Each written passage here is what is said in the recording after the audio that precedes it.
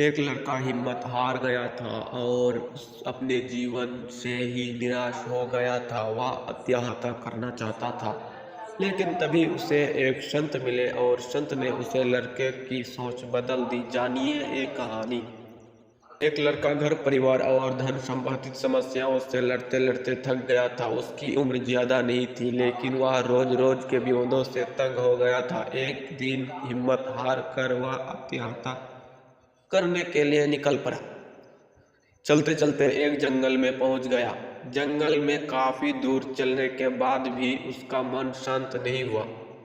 जंगल बहुत ही घना था, वहाँ जंगली जानवर का भी खतरा था। तभी उसे एक छोटी सी झोपड़ी दिखाई दी। लड़के ने सोचा कि इस घने जंगल में झोपड़ी बनाकर कौन रह रहा होगा। अपनी जिज्ञासा शांत करने के लिए वह लड़का झोपड़ी की ओर बढ़ने लगा।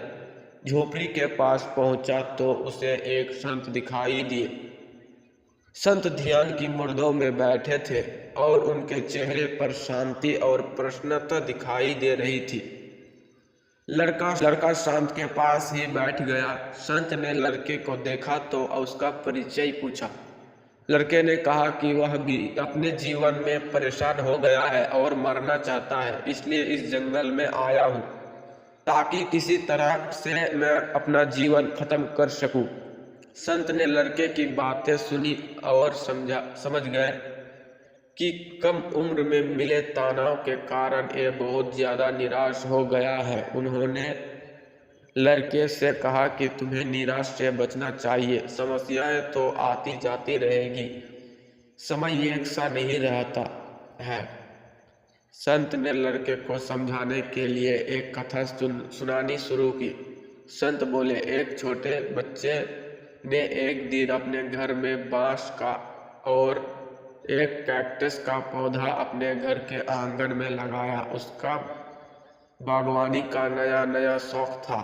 बच्चा रोज दोनों पौधों की एक समान देखभाल करने लगा। रोज सुबह शाम पानी देता, धूप छांव में पौधे का ध्यान रखता।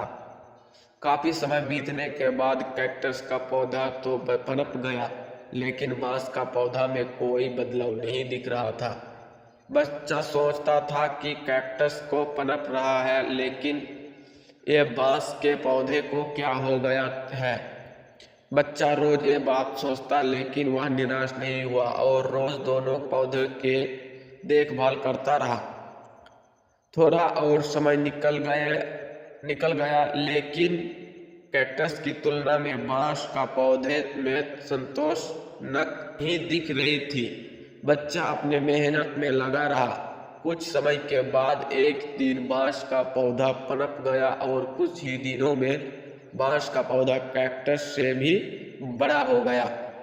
संत ने उसे निराश लड़के से आगे कहा कि बांस का पौधा पहले तो अपनी जड़ें मजबूत कर रहा था, इसलिए उसने पनपने में समय लगा, लेकिन वह बच्चा भी अपनी कोशिश में पीछे नहीं हटा। हमें भी अपने जीवन में दो बातें ध्यान रखनी चाहिए। पहली बात तो ये है कि हालात कैसी भी हो, सकारात्मकता और धैर्य ना छोड़े। दूसरी बात यह है कि पहले हमें अपनी जड़ें मजबूत करनी चाहिए। अगर हमारा आधार मजबूत होगा तो हमारा काम तेजी से आगे बढ़ेंगे। सकारात्मक और धैर्य रहेंगे तो जीवन में जल्दी ही संतोषजनक बदलाव दिखाई दे सकते हैं।